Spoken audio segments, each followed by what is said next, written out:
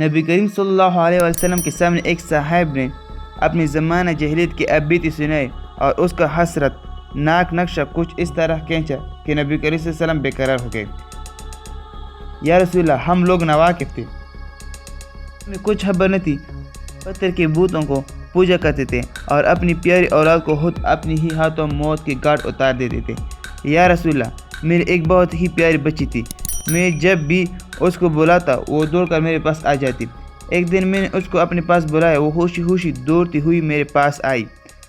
میں اس کو اپنے ساتھ لے کر چلا، آگے آگے میں تھا اور وہ میرے پیچھے دوڑتی چلی آ رہی تھی۔ میرے گھر سے کچھ ہی فاصلے پر ایک گہرا کنواں تھا۔ جب میں اس کنویں کے قریب پہنچا تو رک گیا۔ لڑکی بھی میرے قریب آ گئی۔ پھر یا رسول اللہ، میں نے اس بچی کا ہاتھ پکڑا اور اٹھا کر اس کنویں میں ڈال دیا۔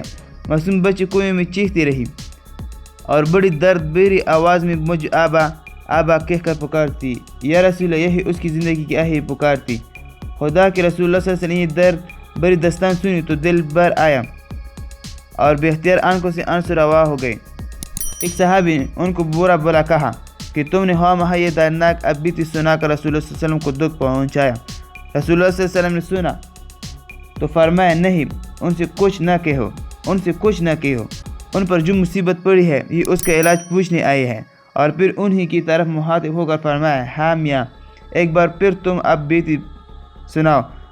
صحابی نے دوبارہ اپنی دردناک بیتی سنائی۔ رسول اللہ صلی اللہ علیہ وسلم کا عجیب حال تھا، روتے روتے آپ صلی اللہ علیہ وسلم کی داڑھی تر ہو گئی اور پھر ان سے کہا، اسلام لے آئے ہو تو اس برکت سے زمانہ جاہلیت کے سارے گناہ معاف ہو گئے، جاؤ اور آپ اچھے کام کرو۔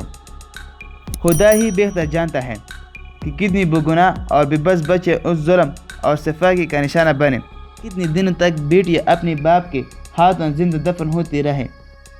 اگرچہ اس دور میں بھی کچھ رحم دل خدا ترس انسان ضرور تھے جو لڑکیوں کو اس ظلم اور بربریت سے بچانے کے لیے اپنی کوشش کرتے رہتے تھے، لیکن یہ انفرادی کوششیں اس ہولناک رسم کو ختم نہ کر سکیں۔